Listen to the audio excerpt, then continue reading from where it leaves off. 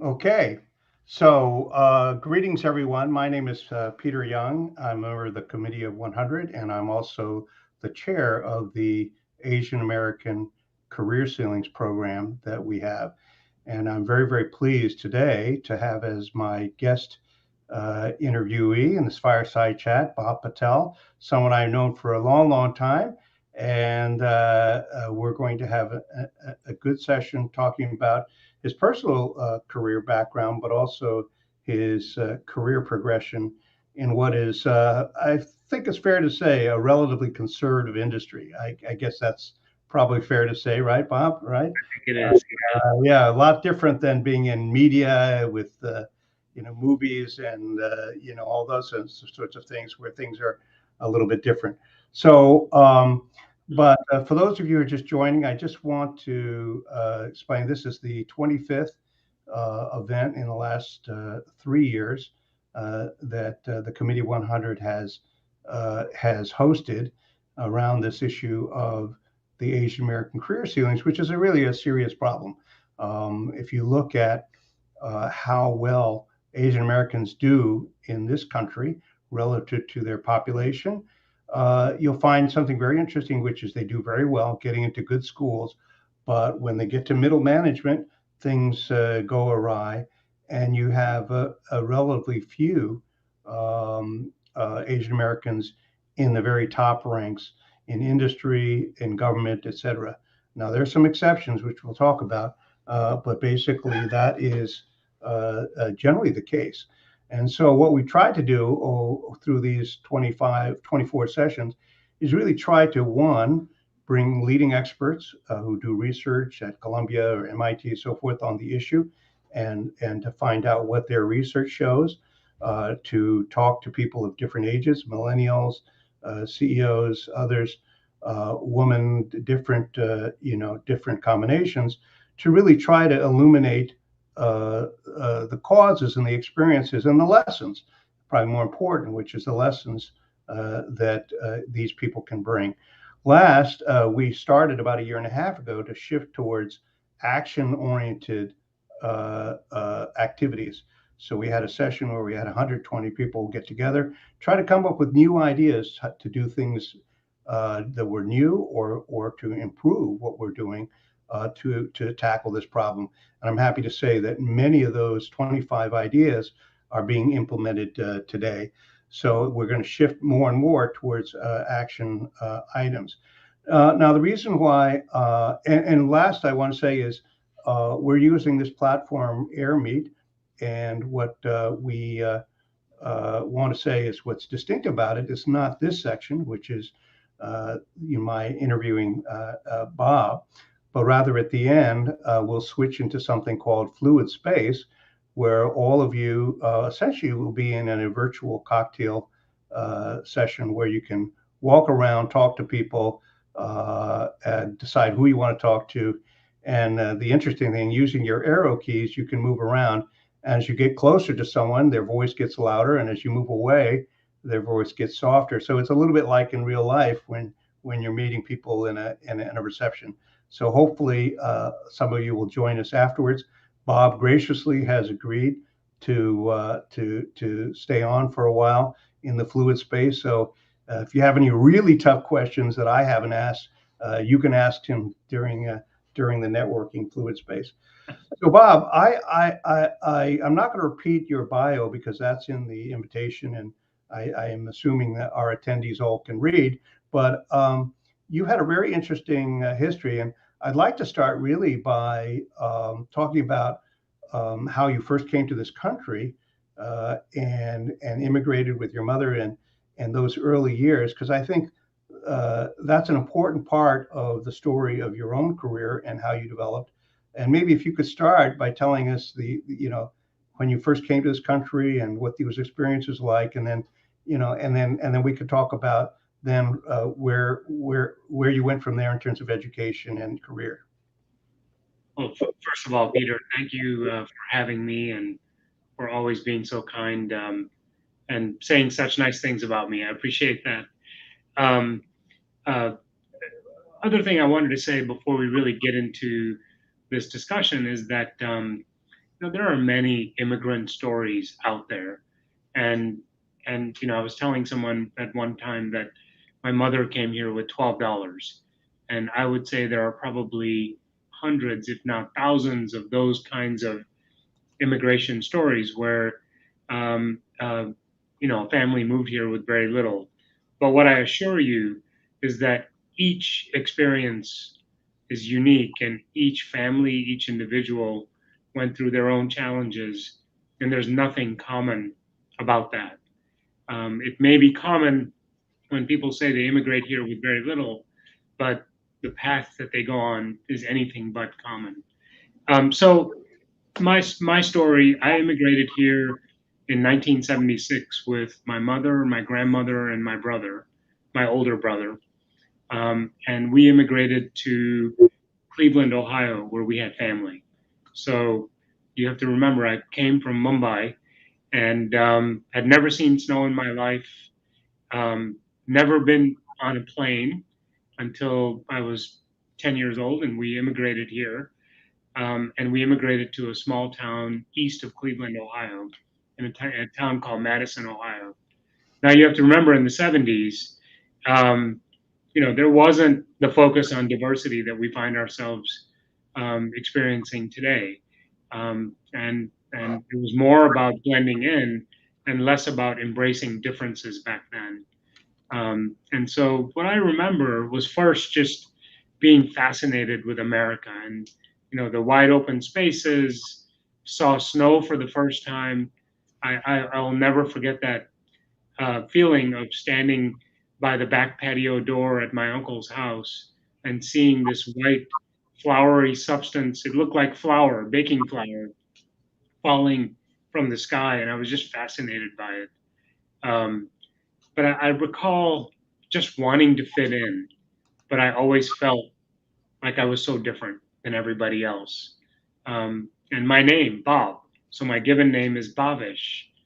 And every time at school we had a substitute teacher, they would look at my name and they would pause because they couldn't pronounce it. There were many different ways people pronounced it. Often, there were jokes made about it, but it was my given name. And finally, it was shortened to Bob, which became Bob. Um, and while I'm very proud of my heritage, I kind of went along with Bob to fit in. And it was really about that in the mid 70s. It was about how do I fit in and not be different so somehow I'm not um, viewed in a funny way.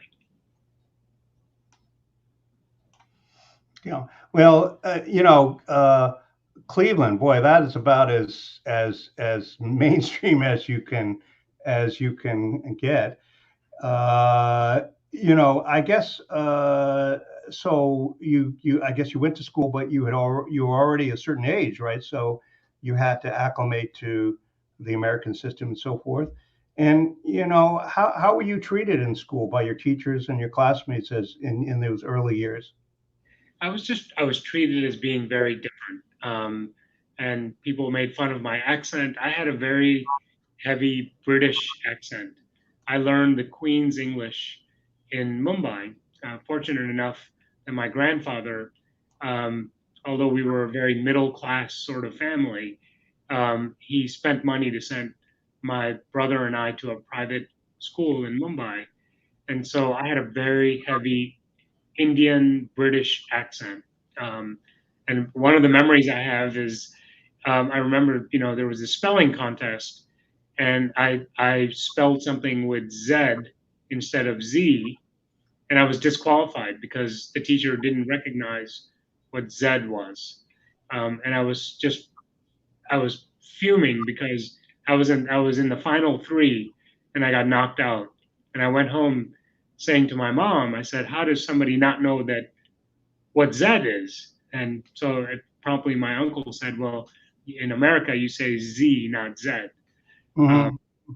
and at that time there were many TV characters. There was open sort of discrimination in TV shows. I mean, think about Archie Bunker back then, you know.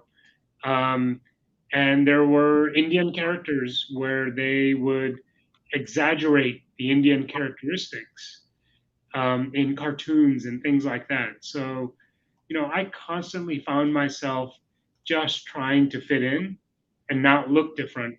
But I was perhaps one of four or three kind of brown people in the grade that I was in. Um, and there weren't many Asians in general. Um, one African American in five grades, I think. So it was just all about how do I get through a day without somebody thinking I'm different and don't talk to me, make fun of me in some way, and how do I just sort of assimilate? Yeah. It's interesting. My father immigrated to this country, and the three kids we were born in Virginia or Maryland, in D.C. And it was funny. We were the only three Asians in our school, the entire school from kindergarten to 12th grade, and we weren't discriminated. They all thought we were Martians. They didn't. They thought we were. So we had a kind of a really different experience. Uh, but did you had any comparison? Like, did they treat you differently if you're Indian American, or for the few other Asian Americans? Do you feel that there was a difference in how they perceived you versus someone who was Chinese American or Japanese American, and so forth, or was it kind of the same? I think, Peter, because of the color of our skin, we were sort of considered to be kind of darker people. And I'll tell you, when I got my first job out of college, I worked for Eveready Battery Company for about a year and a half before I went to Chevron for 20 years. But I worked in North Carolina, in the center of North Carolina, in a town called Asheboro, and the KKK was very active there. This is in the late '80s, and I had one of the operators said to me, um, you're one of the dark people, and Mhm. he didn't distinguish between whether you're African American or if you're Indian or whatever. And so I think, in those days it was just kind of it was very it felt in your face many Yeah, times. And you were just treated differently. And I think at times you were expected to bow down. You were expected to be okay with not being part of the in crowd because you look different. yeah. Now, you ended up going to college and studying engineering and so forth. What was that transition like? Because Well, it's a very different community, different kind of environment. it was. I mean, I went to undergrad at Ohio State and I did chemical engineering. And of course, by then, there were more Indians, especially in a technical degree. There were more Asians, more people like me, I would say. Um, and so the assimilation got easier. And it was a more kind of diverse population, people from different parts of the country. Whereas when we first immigrated to this small town east of Cleveland, it was a very sort of insular, people didn't move out, not a lot of people moved in, and it was sort of monochromatic, if you will. College, I felt like there were more people like me there. Um, Hmm. Hmm. and so that made it easier. However, I always tried to sort of assimilate in whatever environment I was in, Yeah, and adjust without sort of giving up who I am, yeah. but always trying to adjust to the environment.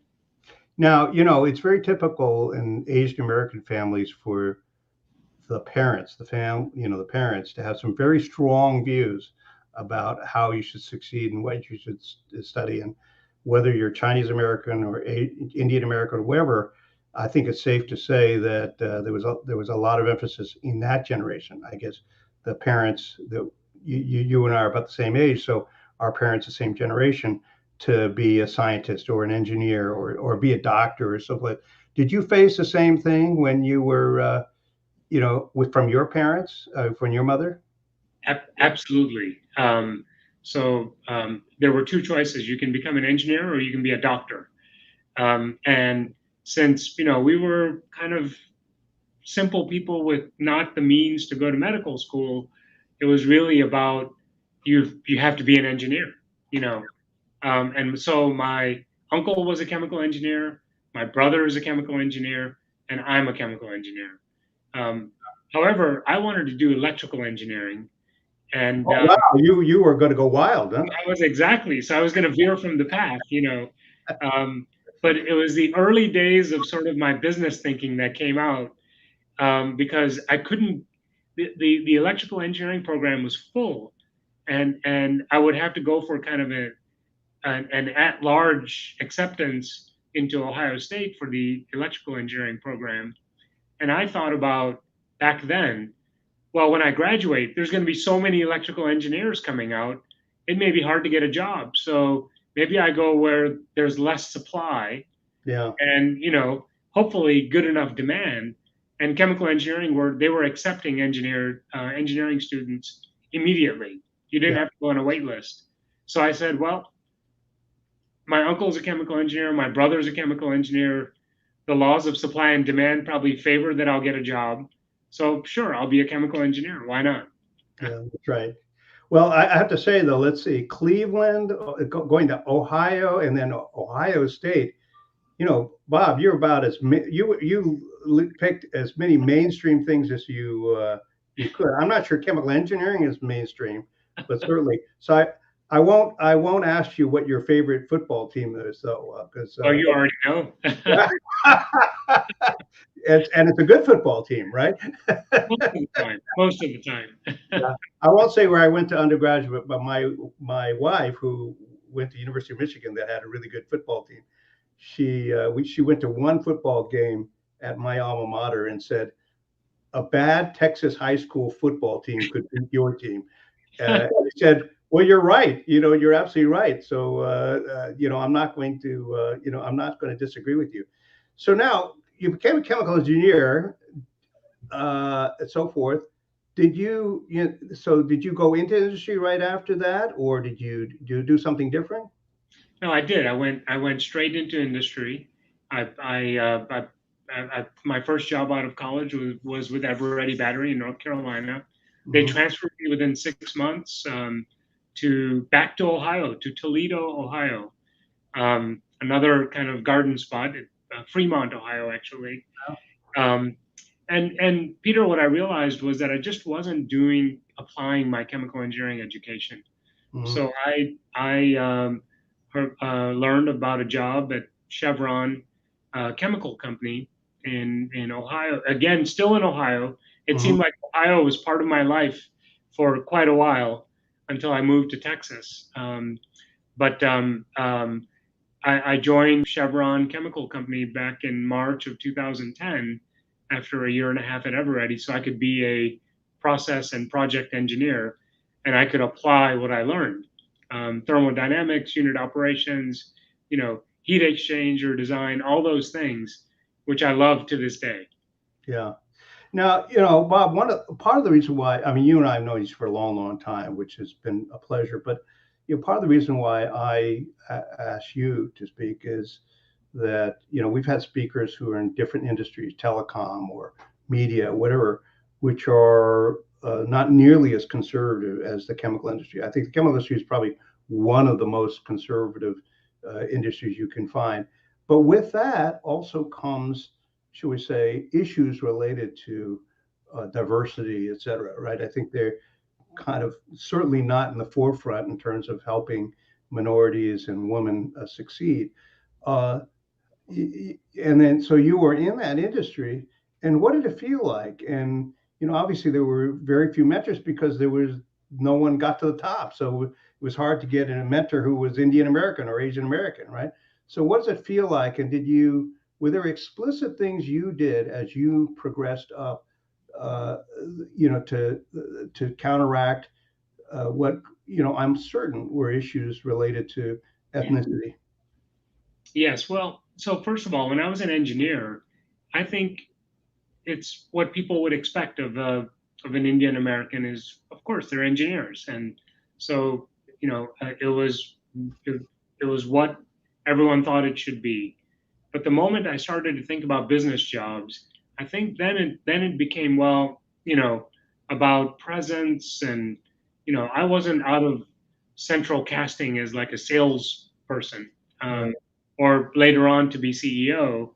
I didn't look like the classic kind of American CEO.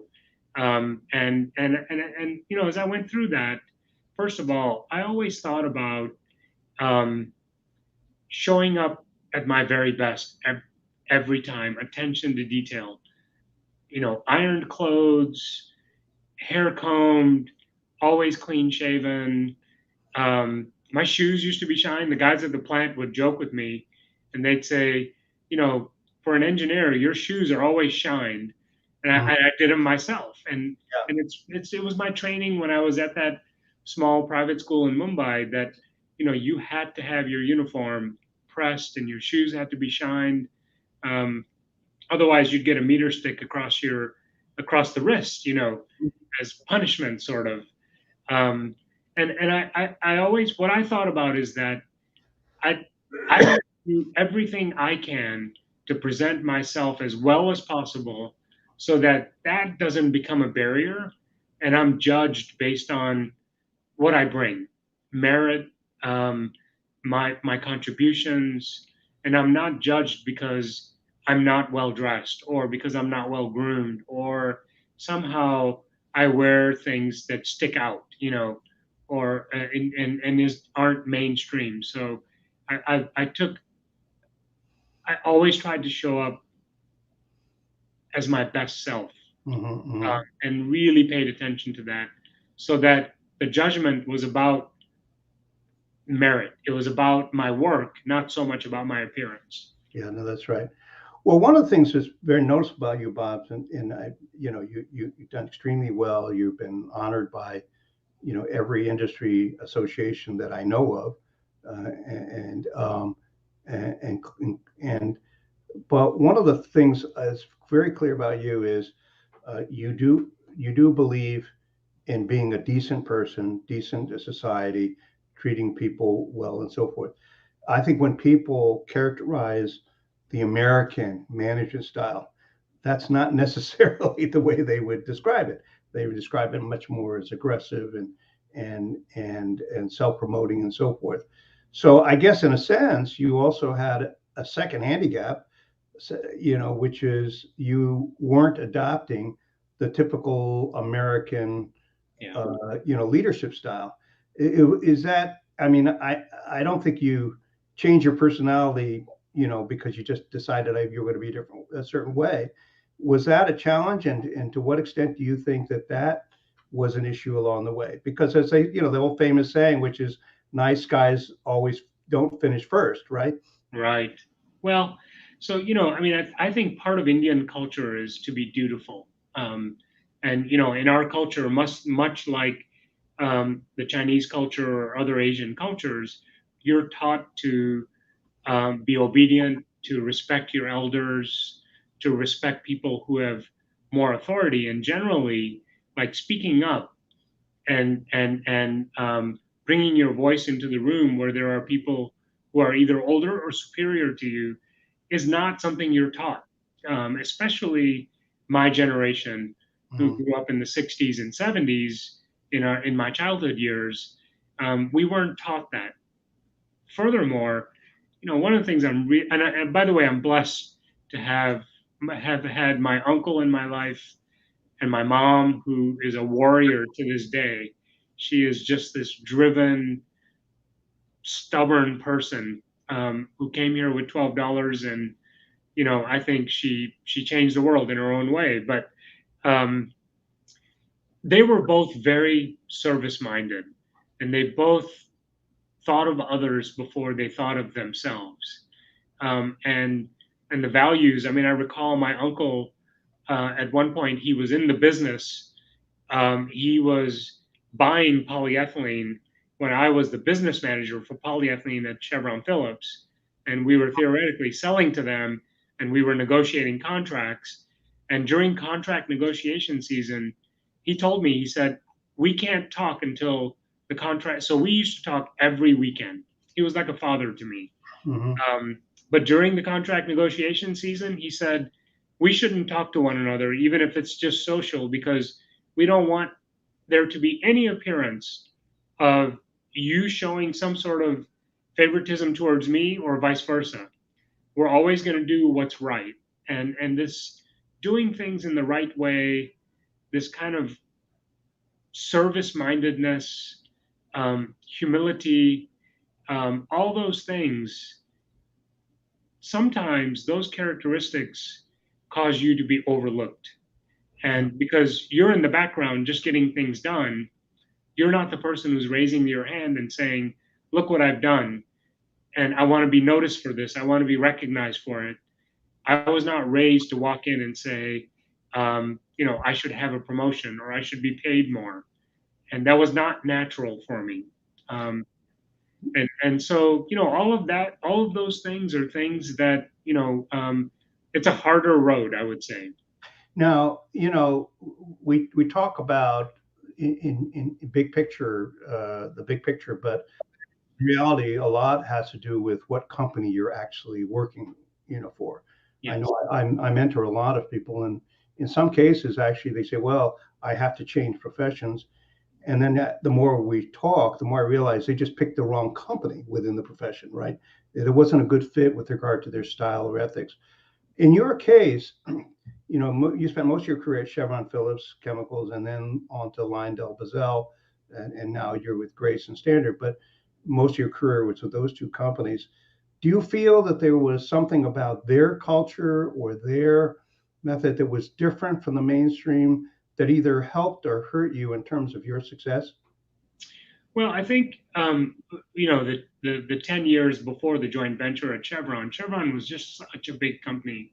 Um, but in some ways, I found that the values that Chevron put forth in terms of how they wanted to lead people and what was important. I identified with a lot of that. I think there was a lot about treating each other with respect and dignity. There was a lot of focus on rigor and being detail oriented, um, and so. But it was such a big company that you could get lost in the numbers, and especially being in the chemical business, which suffered for probably 9 out of the 10 years. It felt like a perpetual cycle that was Yeah. in a downturn, especially in the styrenics business, which is what I was, working in for most of that time. And then when the merger happened, it seemed like we became part of a smaller company, and that created a little more of this family sort of feeling. So I really have very fond sort of memories of both Chevron and the time at Chevron Phillips. But I think this sort of, I wasn't sort of the prototypical executive in how I appeared, how, as you said earlier, sort of um, I kept my head down a lot. It was about just getting things done, and hopefully somebody will notice and they'll give you a chance. And people did. Thankfully, you know, many of the leaders who I worked for, they took a chance on me. Um, but it took time. And, I had a boss when I was selling polystyrene before the Chevron and Phillips merger. He had three words that he used a lot when he coached me as a young salesperson. And he said, Bob, he said, life is a lot about patience, persistence, and perseverance, the three P's. And I've never forgotten that because I do think there's something to that. I think you have to be patient. Things don't happen overnight. And for some of us, we've got to work harder. And we have to be okay with that. And we have to be persistent, and we have to persevere. And I tell my kids this all the time that on one hand, yes, things take time, and perhaps because you're different, maybe it'll take a little longer, but don't ever give up. And when you get there, make sure that you look back and create opportunity for others. Yeah. Don't be the person who got there and forgot how you got there and who helped you get there. Bob, over and over again in these webcasts that we have, probably one of the most frequently mentioned factor is having a mentor. And In your case, you were fortunate to have mentors, and I know at least one of them, who was your mentor, who wasn't Asian American, wasn't Indian American, so forth. How did that develop? I mean, if there's a lesson that you can give to the audience about how you develop mentors, what would be some of your lessons? And of course, the other is you also got to return the favor and be a mentor to others as well. But how did those? Was there or were there some philosophies that you had that help you develop these mentors? Because clearly, you had strong support from above. I did, and it took time to earn that, and it took you know a lot of work, a lot of effort, contribution. In the Hindu culture, one of the things that we're taught in our religion is that you should do things without expecting things in return. It's this sort of notion of selflessness, Hmm. and I do think there's something to that. I think you do if you're at work and you say, you know what, tonight I'm going to work till 9 p.m. because I want to get this thing done, whatever it is that I've been asked to do. You do it because that's the work that you put forward and that's your contribution to the success of the company. You don't automatically say, well, if I work till 9 p.m. for 6 months, I'll get a 10% raise and a promotion next year. I think you do it because of the contribution. You do it because it's how you make a difference. And I'd say I was very persistent about that. And I don't recommend that you sort of become obsessed with your work, but when I was working on things, I mean, there were times where I didn't distinguish between a Saturday, a Sunday, or a Monday. It was just a day, and if I could work and get more done, I got it done, and I'm that way today. Hmm. Um, Yeah. and so I think with some of the mentors, I think maybe I just wore them down. I don't know. And they Mhm. just said, you know what, let's give Patel a chance Mhm. because he's not going away. And maybe he does some good work. But I think it's the persistence, the P of persistence. Just keep working at it. Show up as your best. Just don't leave, don't hold anything back. Leave it all on the field. Yeah. And every day.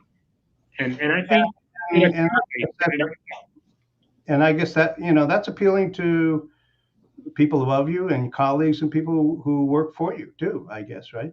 By the way, my wife, I said to her, well, I think one of my positive traits is I've been persistent, and she said, I just want to remind you there's a thin line between stubbornness and persistence. I think you're just stubborn. I suppose we all have a little bit of that in us, but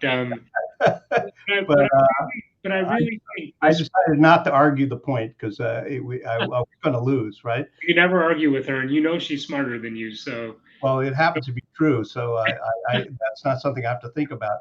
So you were lucky, so to have some mentors and so forth, and a big part though was your transition from Chevron Phillips to LyondellBasell, and part of that was company specific, right? What the needs were of the company at the time.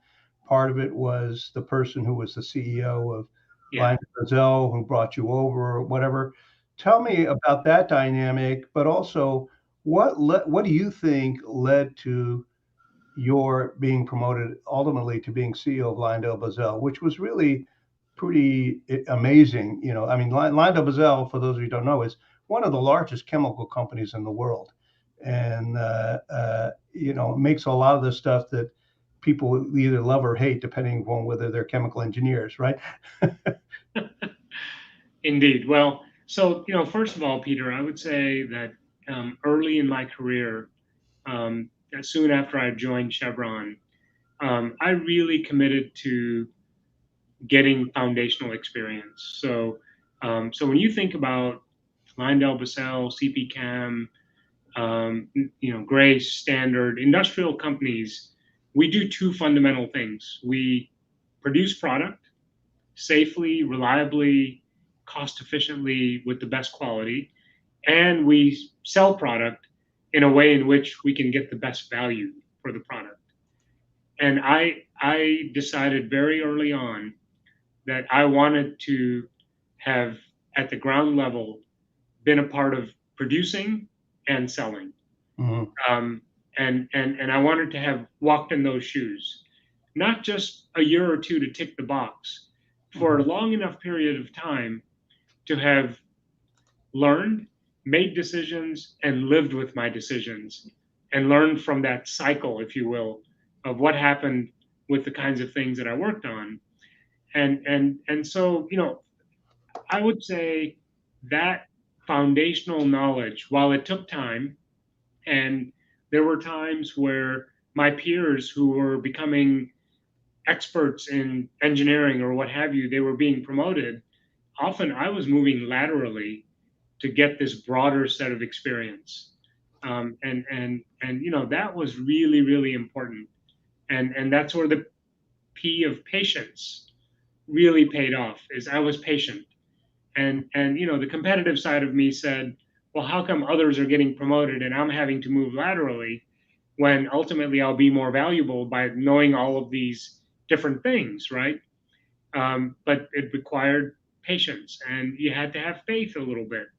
And along the way, show up as your best every day. Don't leave anything back. Leave it all on the field.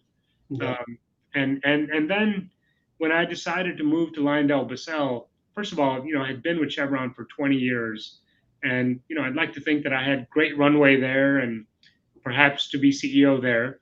And so I was really leaving something that had a level of certainty and a level of comfort, frankly, because I grew up there and I knew the people and knew the business, knew the assets. Um, and when it was a very scary time when we, and I always say we because my wife and I and my family, we decided together that we would take this risk. And without the support of my wife moving all over the world and my kids doing all of that, I couldn't do what I couldn't be where I am. We did it together, but it was a scary time and it was risk. And so often when I've had job changes, I've thought about two things. Um, I always think about, first, can I contribute? Can I make it better? And the second thing I think about is, will I learn something? And at that time, when I contemplated, when Jim approached me about joining LyondellBasell, I knew I could contribute because he was asking me to run the olefins and polyolefins business in the Americas, and I had run the individual pieces, polyethylene, olefins. I knew feedstocks, so I thought I could contribute. What I would learn from Jim and learn how to restructure, how to lift a company out of bankruptcy, and do it with this pace that was just incredible. It was a sprint every day, and there was a lot of uncertainty. So dealing with uncertainty, and there was no guarantee that I was going to become the CEO, down the road. But I went in knowing I could make it better, and that I would work hard to make it better, and that I knew I would learn something that I wouldn't learn if I just took the easier path of staying where I was. Now, Um, do you feel during your career, at those two companies, were there any points where you felt there was clearly racism or discrimination against you? I certainly felt that way. I've had a very successful career in strategy consulting, investment banking, but I have to be honest. There are times where, uh, I really felt that that certain assignments are going to people who weren't Asian American, right? And separate from being stationed in Shanghai or Tokyo, right, which is a different matter, right? Do you feel that there was any discrimination along the way? It's certainly an industry that's not known for being progressive. well, I felt that some, and I think part of it was my age, part of it was my heritage. I would say it was not overt, but yes, there were times where kind of the older white person got the job, you know, that I thought I was very qualified for. But Peter, through that, I would say never once was I bitter about it. Never once did I expect something for that, like I was owed something. I always thought about whatever job I get, I want to get it based on merit.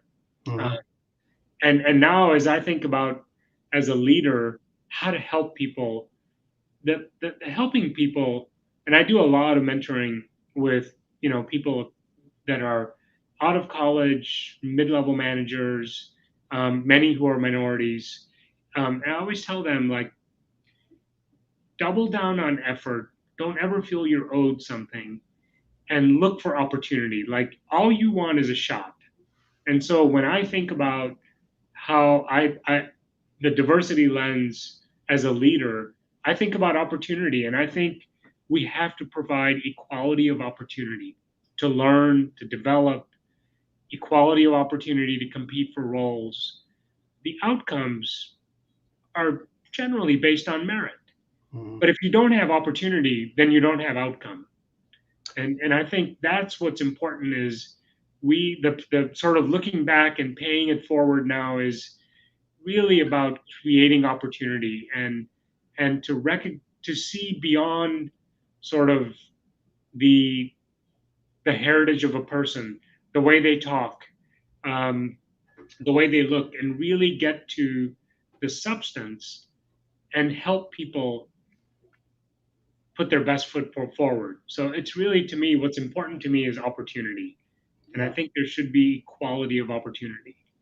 I'm going to flip the issue around and refer back to we had a number of speakers, particularly researchers, talk about the research they do where they went below just the Asian American definition.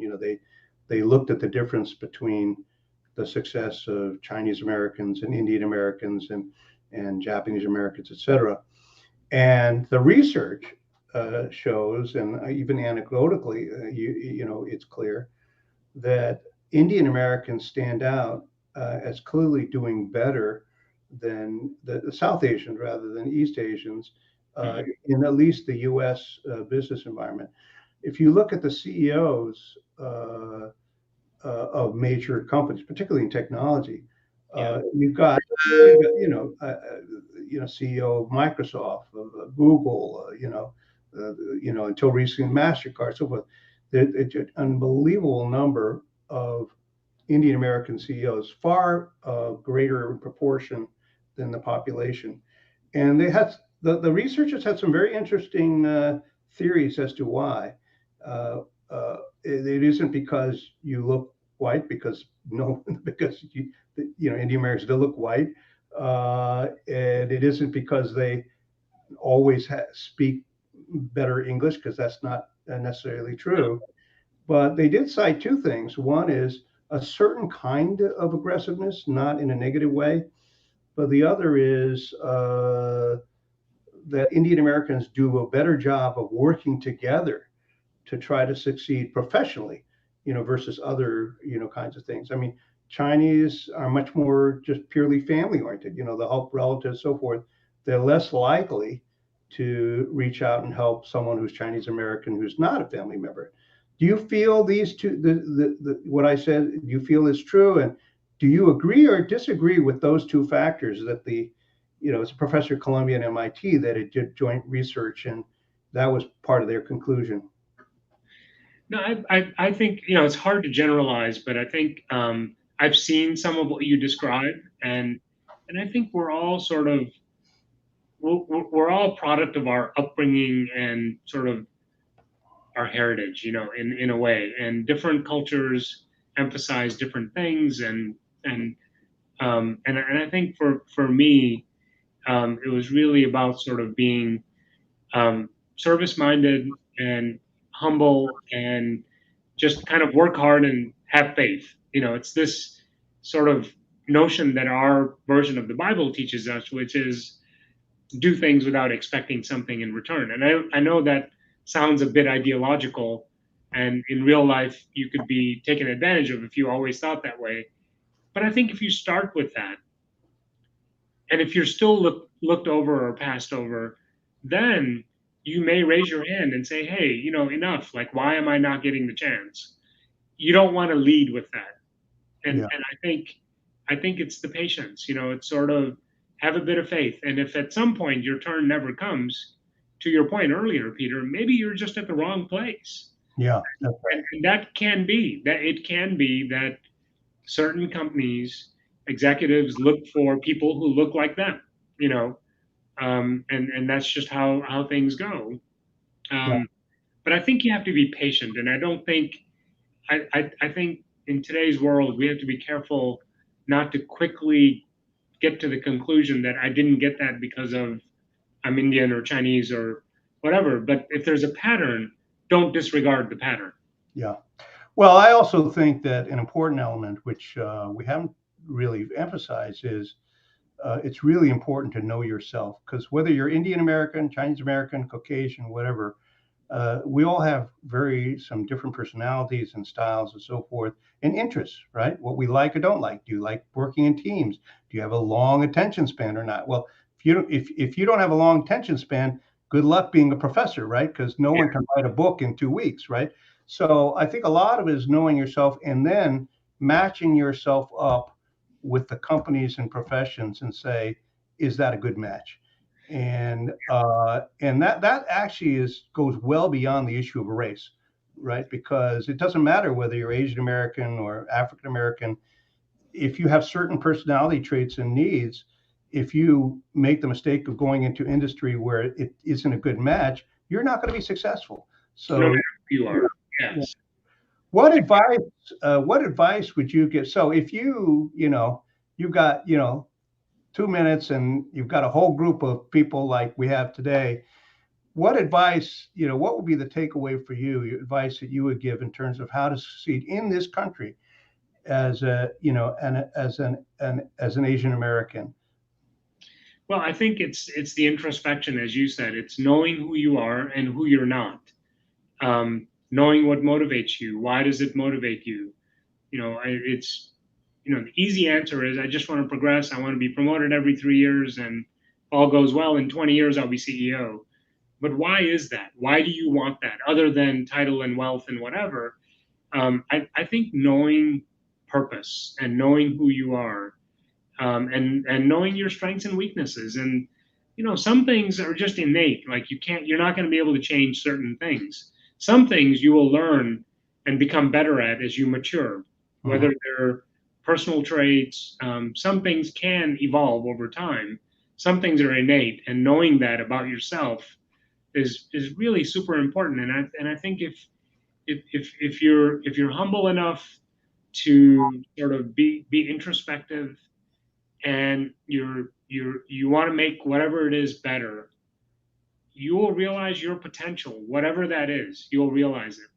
Yeah. Don't be single-mindedly focused on I have to get to the top. The top could be something different for you. Think about the top as the top of your potential and the impact that that potential has. That's what's important. Yeah, no, that's right. One of the things we just can't ignore is the fact that we're in a very bad environment of Asia hate, and so forth. And, the people who are involved with doing unfortunate things towards Asian Americans, they don't, and a lot of it is exacerbated by the tension between China and the US. And a lot of these people who are, misbehave, they don't make a distinction between whether you're, Filipino or Indian American, Chinese American. And so, do you perceive that, at least the data shows that it's worse and that racism is worse, et cetera? Do you perceive that? And and how would you somehow connect that with this issue about how to succeed in U.S. business? Yeah, I think the first thing is to just rise above it and not take it personally. Mhm. And it exists, and there are times where there's more and times where there's less. But I think that's when you double down on being of the highest character, rising above it, be the kind of the bigger person. I'll give you an example. In During the Gulf War back in the early '90s, I was based in Southeast Ohio, and I was meeting some other young engineers out for a drink and shoot pool on a Friday night. And we went to this bar. I was a little late because we had a problem at the plant, and I wanted to stay there to follow through. And so I was the last one to arrive. I go to the bar, and the guy wouldn't. So there was a person at the bar, a patron, who looked at the bartender and said, "You're not going to serve his kind, are you?" And I ignored it. I stood there. I was hoping the guy would bring me my beer. I could pay him, and I could move on. And this guy then proceeds to raise his voice and says again, "You're not going to serve him, are you?" And so I looked at this person, this guy, and I said, "Sir, what kind do you think I am?" And he said, "You're one of those guys from Iraq." Um, in the moment, you kind of just it gets you down. You might take it personally, but it wasn't. It's just he didn't know any different, and he was coming at it from his own perspective and had some sort of bias or hatred. And so I just said, well, I said, first of all, I'm Indian. I'm not Iraqi. Yeah. And I said, not all Iraqi people are bad. Okay. So, however, I looked at the bartender and I said, you know what? Maybe I just don't need a drink today. I'm good. And I'm fine. And I looked at him and I said, hope you have a good day. The other guy who said, don't serve him, and moved on. I mean, you just rise above it. You show your character. And in that moment, maybe I wasn't a bad Iraqi after all, if that's what he thought I was. I had a similar story. When I was fixing chemical and pharmaceutical companies when I was at Bain and Company, and I got an assignment to fix a fertilizer business. And by the way, Bob, my opinion of you has been altered by the fact that you love styrene, which has got to be the worst commodity chemical company on the planet. I'm a glutton for punishment. Yeah, but fertilizer is right in the same league. And I remember I had to go down and interview the guru of fertilizer, who was the guy down in Muscle Shoals, Alabama. So Hmm. we flew in, stayed at a motel, got in our rental car, and I asked the guy at the front desk. I was here with two of my colleagues. He said, "Where's the best barbecue place?" And he said, "Oh, Big Bob's Barbecue just down the street, a couple blocks down." So we went down. Now, what he didn't tell us is the one thing you shouldn't do is go into Big Bob's Barbecue wearing a coat and tie, right? So we should have figured out. We pulled into the parking lot and all these pickup trucks with gun racks, right? We should have figured it out by then, but we walked in, and that old ad where they said E.F. Hutton, when E.F. Hutton speaks, everyone, and nobody's tired. We walked in the door, the thing was packed. It went totally silent, right? And we looked around, and there were all these people in jeans and cowboy boots and everything else. And I made a decision. I said I was either going to turn around and walk out, or I was just going to walk up to the bar and ask for a beer. So I decided, what the hell? So I walked up to the bar, asked for a beer, and the guy who was at the bar, he said, "I'm going to buy this guy a drink. Any guy who is brave enough to come into Big Bob's Barbecue looking like this, I'm Right. going to buy him a drink." And then I got like 5 drinks from people there. So you sort of have to decide when to stand down, right, and when to just sort of say, "Guys, I don't agree with you," and so that's that, right?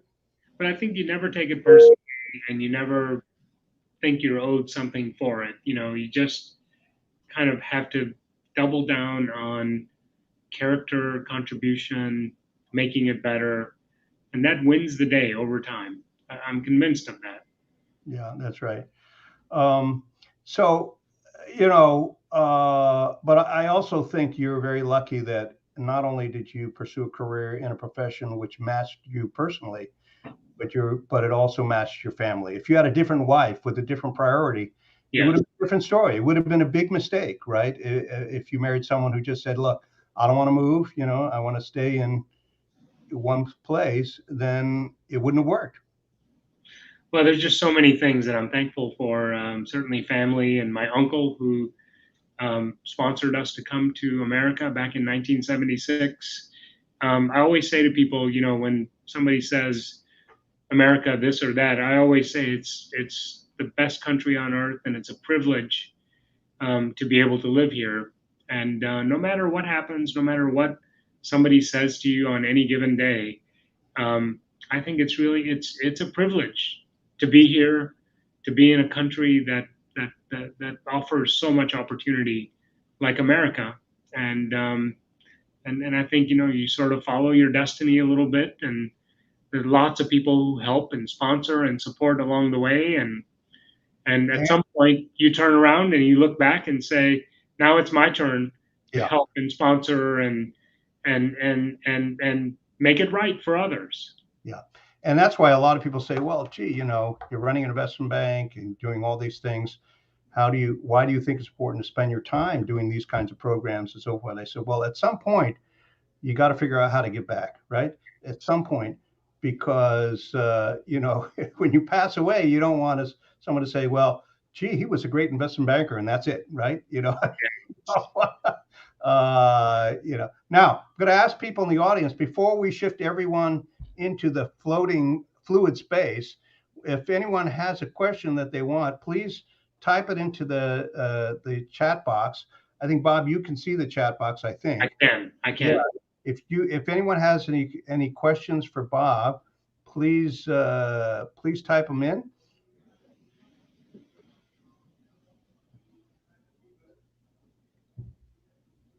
Okay, there are none. So either you did it really well or did. Oh, there we go.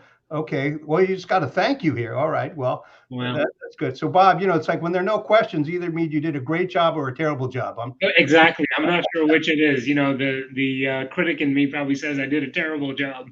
Yeah. Now, what we're gonna do? Oh, here it's one question. Okay, you see it, Bob? What is next in your career for you? Well, I've been an operating company CEO for almost 9 years, and as of April, I've moved up to the holding company here at Standard, where I'll have other CEOs reporting to me, and and honestly, like the next part of my career is just about helping others be successful, um, and give a hand to lift people up. Um, and it's not that I know everything, that I've done everything, but I have a set of experiences.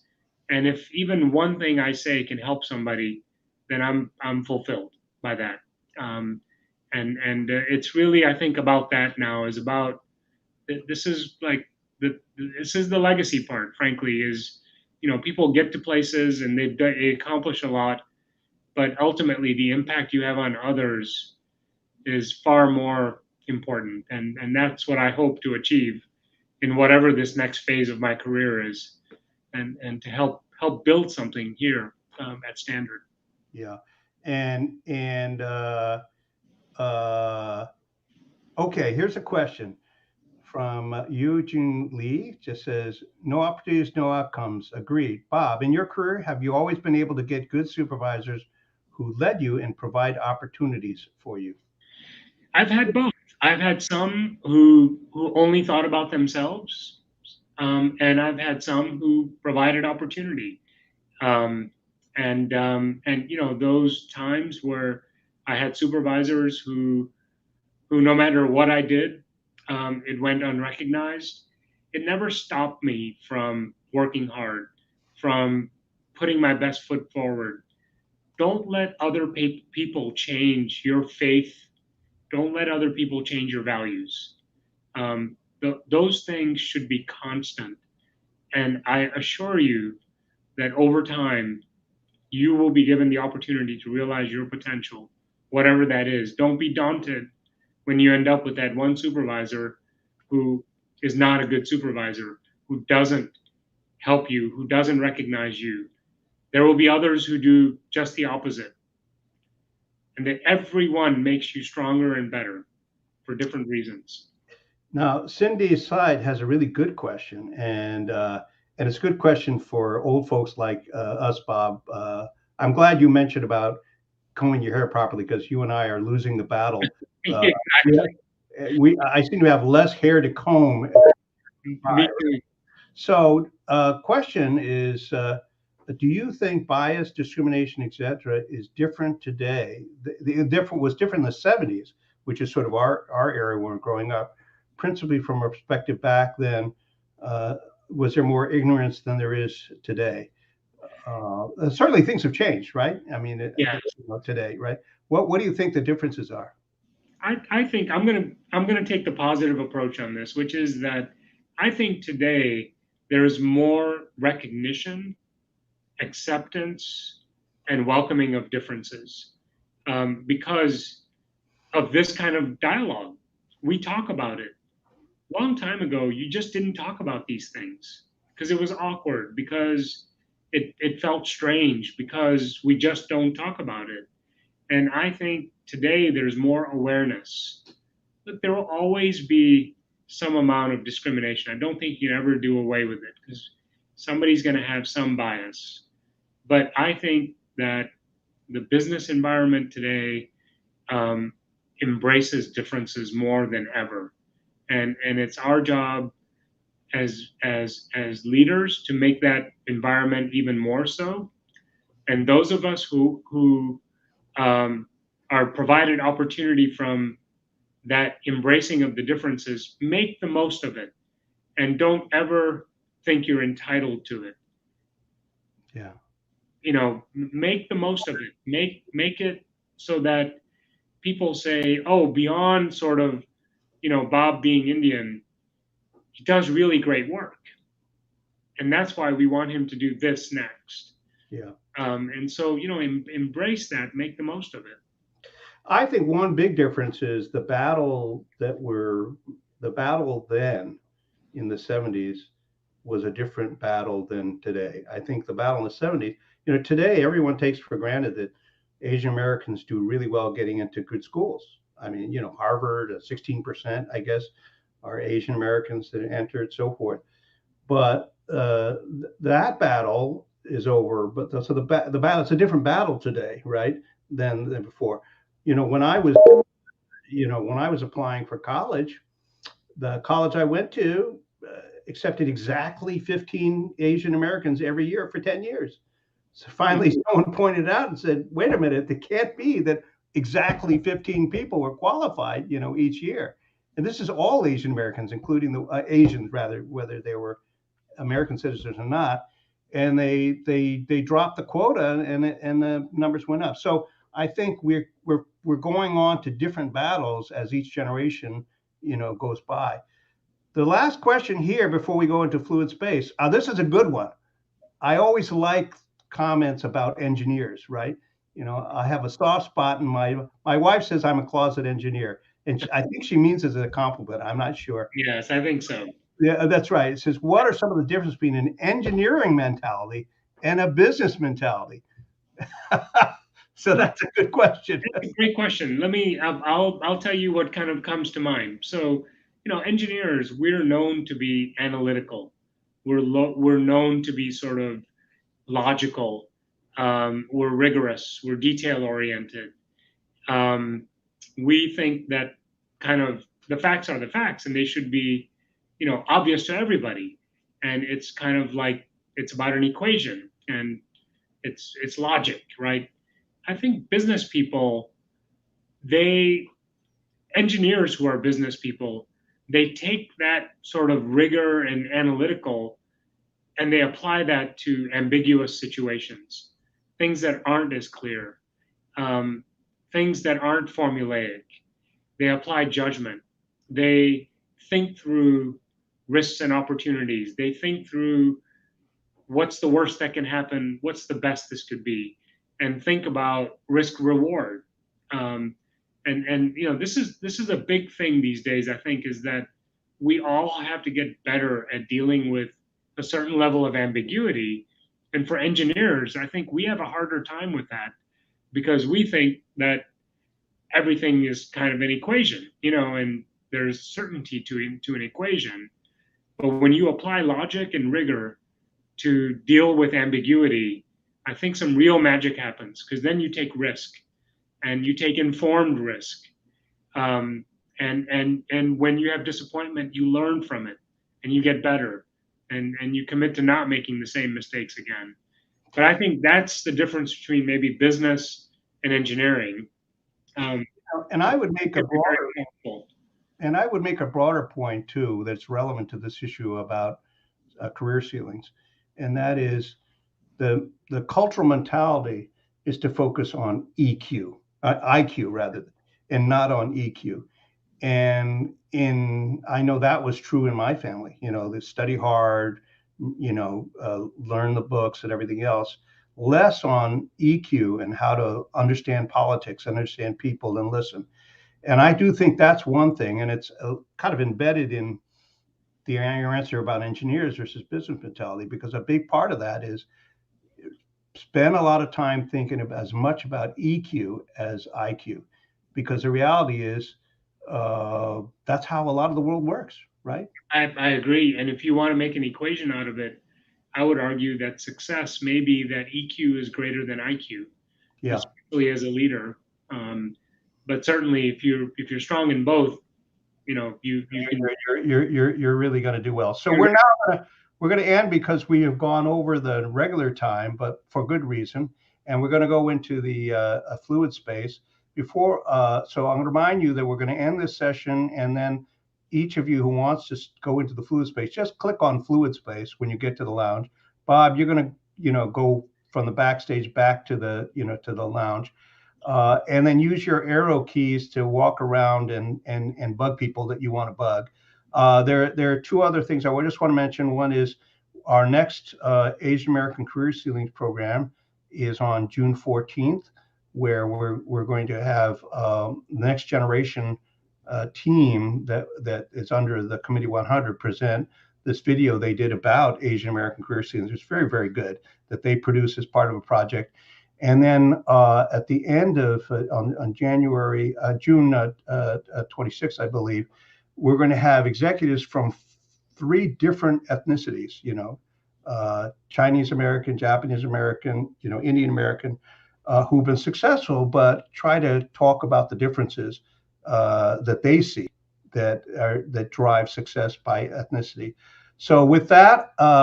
Bob, I'm going to thank you. I'm going to see you in the fluid space, but I'm going to thank you for taking your time to do this.